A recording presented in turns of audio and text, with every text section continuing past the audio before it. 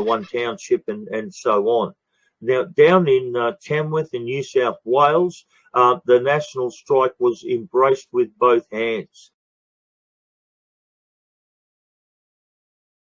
With both hands. I went to a movie theatre. I was invited by a regional group of freedom activists to come. They were watching a movie and booked a theatre. They were watching a movie about weather geoengineering, and I was invited to be the key speaker.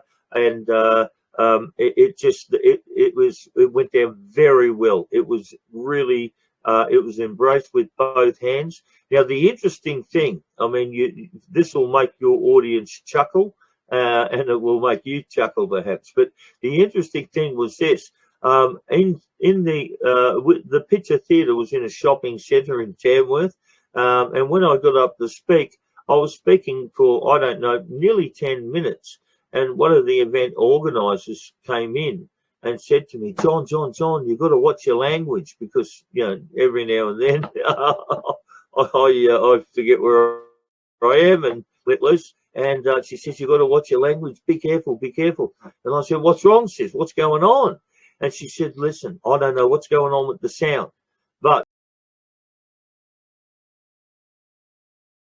your mic is being broadcast right throughout not only the entire shopping centre, but all of the car parks around within the shopping centre. So all the car parks and all levels, both levels of this shopping centre, my voice was going right through the entire. I couldn't believe it. So I immediately switched to my Jake and Elwood role models out of the Blues Brothers, and said, come on up to Theatre 6. We've got a national strike rolling. Don't pay your council rate. And we got people from the shopping centre who came up. And one guy, in fact, donated $50 at the door for my driver's fuel, right, to help him with the fuel. I mean, I don't take any money. I don't touch any money. So the volunteers that helped drive me, you know, down to Tamworth, people just put in some donations for the guy, for the fuel. And so this guy comes up out of the shopping centre, sits down, listens to me for an hour, and then donates $50 and said, right, this is good.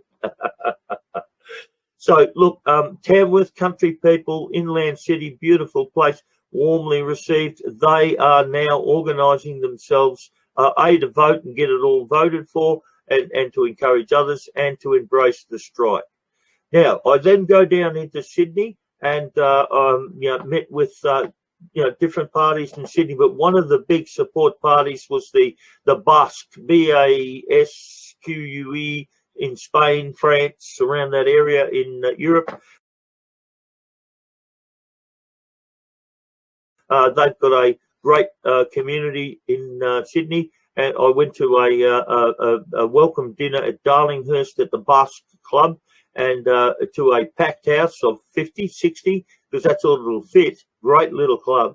And look, they warmly embraced and supported the national strike. Really, really rock solid.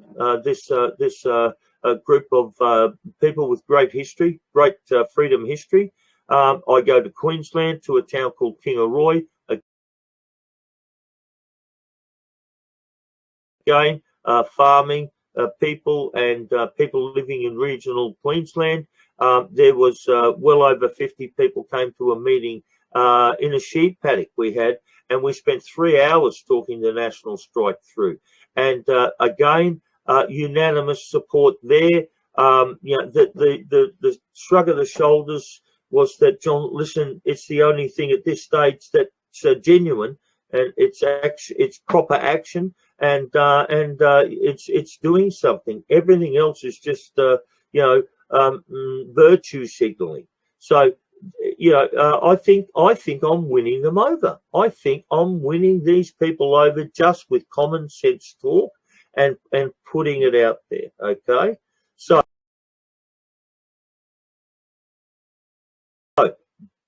mate, big acceptance, lots and lots of lines of inquiry online. You may see 8,500, but you can look at 118,000 at the back end. That's the difference here. That is the difference. huge difference with the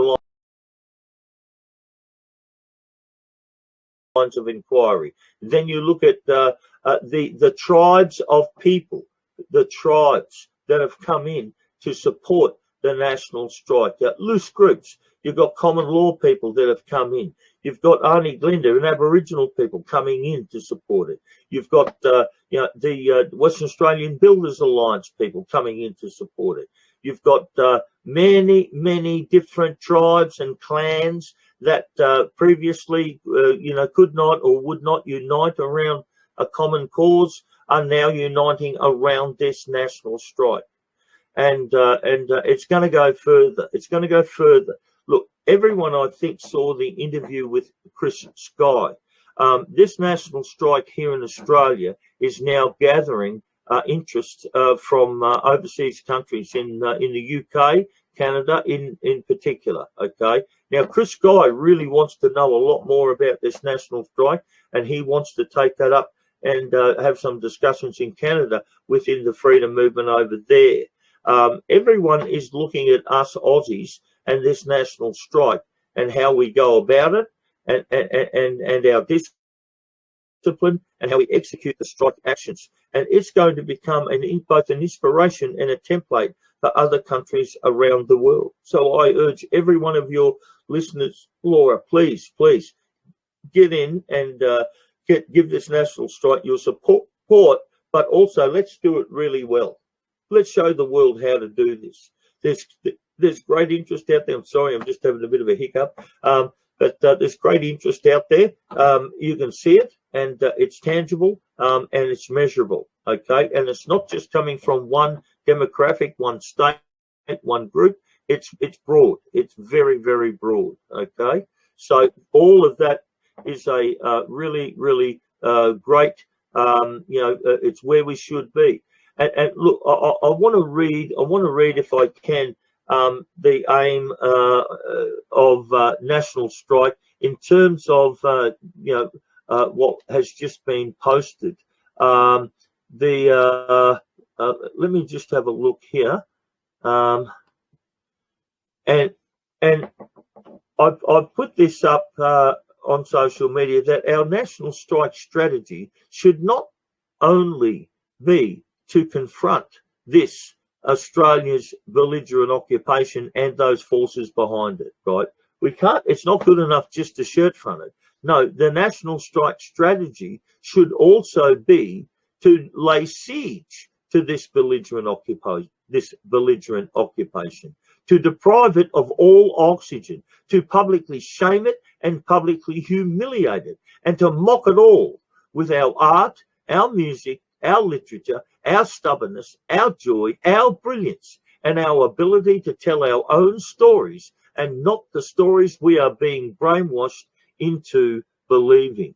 We need to rout this belligerent occupation out of our country, and not only has it occupied, and not only do we have a belligerent occupation of our nation, but it's much deeper here, Laura. We have a belligerent occupation within our own minds, and we've got to clean it both out. These people have crept into our minds. They're trying to occupy our children's minds. They are trying to poison the minds of our children and ourselves with all of their bloody rubbish. And not only do we have a belligerent occupation of our nation and our communities, but we've also got a belligerent occupation of our minds, and we've got to get rid of it. We've got to get rid of it, Laura. Okay? So the everywhere I go, people, this is the feedback coming to me, that people believe that the strike actions are very sophisticated. They believe they're targeted. They believe that they are fitting. They are fit for purpose, i.e., we hold on to our savings and don't give it to the government, don't give it to the councils, don't give it to illegal corporations. Okay, so there's a fit there, etc. And overall, when I talk to those people in the in that spiritual space, which I knew nothing about a number of years ago, but I now have a much higher understanding and respect for. And when I compare notes there, this national strike is working with, not against, it is working with the suppressed energy that is now being released. All of that suffocated energy that they have tried to suppress, our speech, our art, our the way in which we express ourselves, they have suffocated that in recent years, and that is now being released and manifesting. Okay, this strike works with that. It works with that. It does not work against it. And so I'm getting good feedback across all fronts on the potential of this strike, and it's what it's able to how would you say, it will advance our way. This strike has the potential to shift the entire foundations of this country. It has. It's got the capabilities to be the biggest disruptor in this country, in all of the political processes, etc. So, ladies and gentlemen, please give me your energy, give me your fight.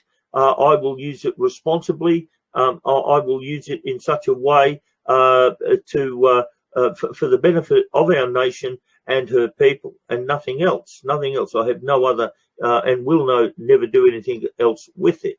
So get behind it, and it's a winner.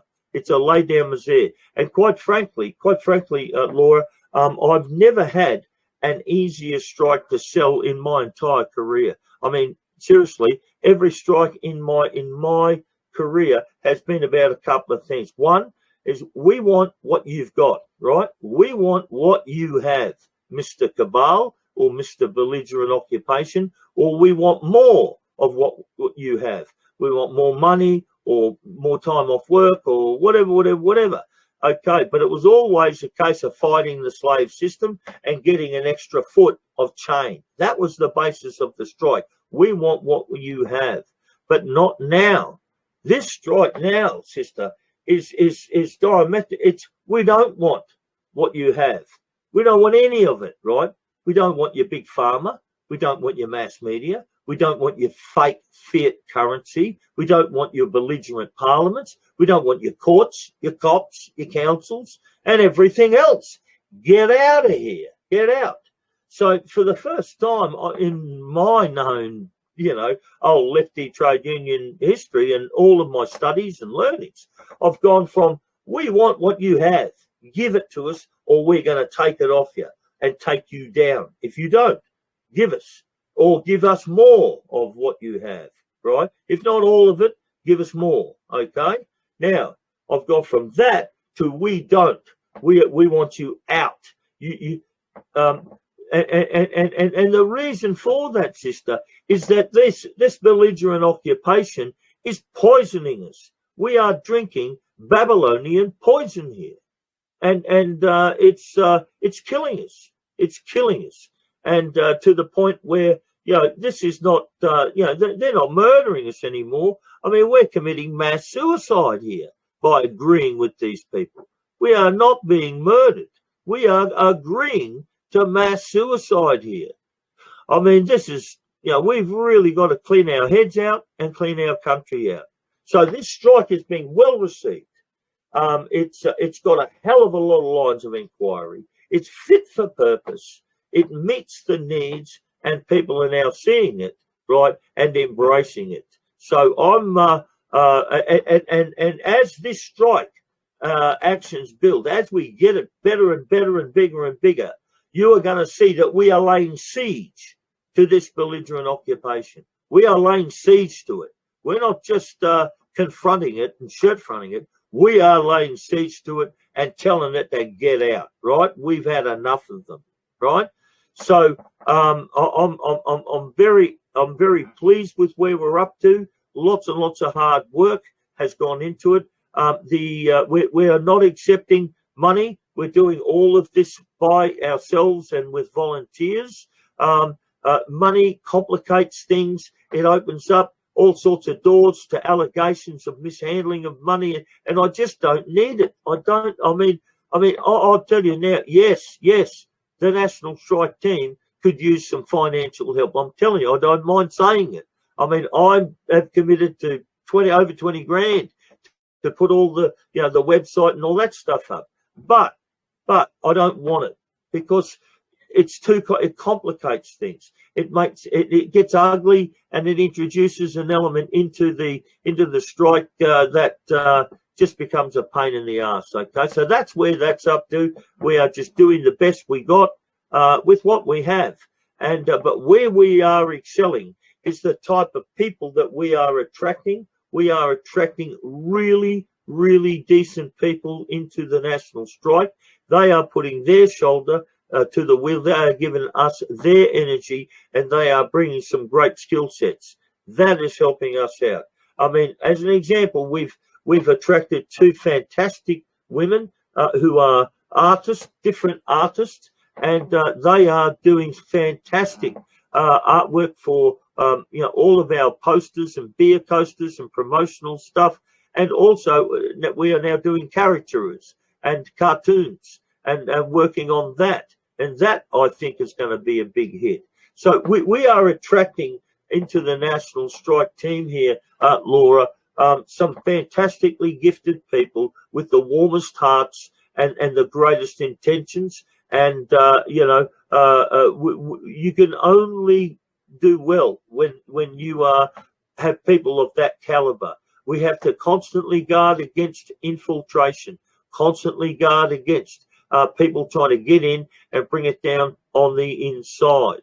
Okay, now that's been a constant, but I am a bit of a problem for them on that front because I'm an old communist. I know lots about infiltration, and I can guard against it. So that's becoming a big problem for them, that they're not able to do that. Now, there's other stuff. They want to bring the strike down. You've seen the public attacks upon the seconder of the motion, Ricardo Bosi, trying to backdoor the strike, and bring this stuff down. And I want to make, again, for everyone to make my relationship with both Mr. and Mrs. Bosi is fully professional, but I see them as being my Christian brothers and sisters, and they have my unequivocal support. And not only them, but many, many other Christians and brothers and sisters are out there. I'm a new Christian. I'm not a good one. I'm still a bad one, but I'm one, right? I've been, I'm now in the gang, right? God's accepted me in. So that's it for me. I don't judge people about bloody politics and all that sort of stuff. Now, either you are a person of faith or you're not. And if you're not a person of faith, then you don't understand the war you're in. I'm sorry. I don't trust your judgment. I'm sorry. But if you are a person of faith, then I'm confident, then you should see and feel and understand that we are in this horrible, evil war, and we came very close, very close. Humanity itself came very close in this war over the last 8 years, and we are never going to be able to thank those real heroes. You're never going to hear about them, though, that have lost their lives and sacrificed big time in this war over the last 8 years. This has been, they've used quiet weapons for silent wars upon us all. They've used, fifth generation, 5G and all this other tactical stuff to climb inside our heads. This has been a tough gig, this one, ladies and gentlemen, but we have won it. We have won it because they can't win it. We have won it. But we now got to take the garbage out. The garbage is these belligerent occupations. This is not just Australia. We have New Zealand and Canada and the US and Europe and Great Britain. This same global criminal syndicate is a belligerent occupation across other nations, in the world. That has got to be cleaned up from them as well as us, this belligerent occupation. It is satanic in nature. It has lots and lots of poison fruit hanging off their satanic tree. And we have a lot of Australians that love chowing down on their satanic fruit. And they poisoned us. They fucking poisoned our country, darling. We have a great country. We have a great nation. But we've been fucking poisoned. And just like having a cannula in your vein, you know, these cabal bastards are dosing us with poison every day, and you know, not only bodily but spiritually and also intellectually. We are being poisoned, and if we don't stop taking this poison, if we don't take the cure, then, you know, okay, we may live for a bit longer, but we're going to lose a leg or we're going to lose an arm. But when our organs start to fail, we'll lose everything here. We will lose our nation. We will lose everything. So, you know, Australians out there, we have to understand what is the problem here. We have a belligerent occupation, yes or no? Who are this? What is this belligerent occupation? Who are they? What are the moving pieces? We need to understand that. Who is defending this belligerent occupation? Who is profiting from this belligerent occupation? Because that gives you clear indications of motive and who is and why they are against this national strike. This belligerent occupation has been participating, organising, racketeering, and feeding us poison in our, in our air, what we breathe, in our water, what we drink, in our food, what we eat, everything. They have poisoned us, and now they are poisoning our minds, and they have almost done that. I mean, I cannot believe the wickedness and the evil that I'm seeing some of my Australian countrymen and women, promulgating and participating in. It's outrageous. It's outrageous. But the line in the sand, sister, is our children. The line in the sand is our children. If our nation is not enough in saving our nation, is not enough incentive to get the Australian people off their fucking ass, then it's got to be our kids. It has to be. Because if they're not going to save their kids, then they are not my countrymen. If they are going to look the other way when it comes to the safety of children in this country, then they are not my countrymen. I do not stand with them. And because this is not negotiable. It's not negotiable. I mean, they give us their central bank fiat currencies to play with, and they say that's your currency. That's what you use to buy and sell. While they use our children and the products, the byproducts, the derivatives that come out of young babies and young children and feed it back to us. They put it in our bloody makeup. They put it in our food. You know what I mean? I mean, they use that as their currency. You get me? And this has to be routed out. And I want to go down to this, sister. You can't negotiate with this belligerent occupation. There is no capacity to negotiate. If there was, sure, we can sit down and try and cut some deal. But there is none. Under these circumstances, when their only objective is population control and to commit unspeakable crimes against our children, there is no negotiations. There's no ability to negotiate with that. And there's only one remedy. People talk about legal and all that, and I make the point. I mean, lawfare has a rightful role in this war, but the ultimate goal, mate, is we've got to destroy it. We have to destroy it. We've got to defeat it and destroy it and bury it, right? That's it. There's no negotiating with this belligerent occupation, with their dark agenda that they have upon us. Now this strike works, and the reason why it's worked, because what we are doing here, Laura, is we are targeting the strike at those supports that are holding up. We have a belligerent occupation on top of us, suffocating us, but it has support columns going up that keep it up above us and keep it in place. What's John talking about? I'm talking about their councils. I'm talking about their COPs. I'm talking about their courts. I'm talking about their parliaments. I'm talking about their corporate media. These things prop up, hold up this belligerent occupation, and this national strike is going to go after these pylons, these supports, and bring them down. And that's how we're going to collapse this thing. It's going to collapse under the weight of its own debauchery, lies, deceptions, and everything else. It's going to collapse under the weight of its own bloody doing. We are going to help it. We're going to remove support structures, and we're going to bring this down. Now, some of those support structures, ladies and gentlemen, that you've got to get in your head are within the freedom movement. They are within the freedom movement. And I've made this clear as to what the differences are, not personality. You have some in the freedom movement, they've been given invites to chow down at our table that say we can fix this. We can fix it, right? And we should resubmit back to it once it's fixed, right? And I'm saying you can't. You can't fix it. How do you fix Big Pharma? Huh? How do you fix Big Pharma? How do you fix this bloody corporate media? I mean, how do you fix these parliaments after what they've done? You know, there's no fixing this. It's a clean out. It's a clean out. That's what the only thing that can fix. You've got to jail all these people. You've got to jail them all. They must never walk the streets again, or they must lose their life if the crime fits the punishment. You got me? Now that's it. They say we can fix it, resubmit. I say no, you can't fix it. Get rid of it, and let's rebuild our nation as a free people. That is the division, okay? And so you have support structures keeping this belligerent occupation in place, which are those that say they can fix it. And those people are sitting at our table. They're sitting at our table, chowing down on our food, and they're trying to pretend that they are one of us. You understand, ladies and gentlemen?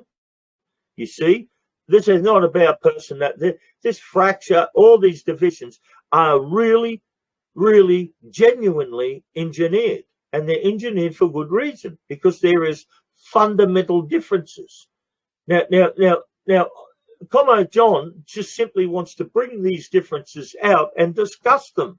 That's what I want to do. I mean, I don't want to throw mud necessarily and get involved in that. No need to it, right? Let's just have a conversation and discussion about it all.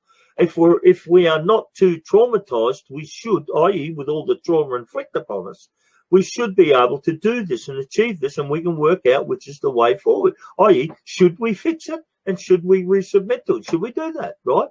Okay, is that... That's what Pauline Hanson, Malcolm Robertson, Babbage and Clive Palmer and Gina Reinhardt, that's what they want us to do. Or, you know, do we not try to fix it? You've got to ask this question, what are you trying to fix? You're trying to fix a Babylonian system, controlled system. That's what you're trying to fix. You've got to ask yourself the question. Or is it Comrade John, we're just saying you can't fix this. You can't fix it. It all has to be dismantled peacefully. All has to be done properly. No, none of this looting, burning, and rioting, all of that. No.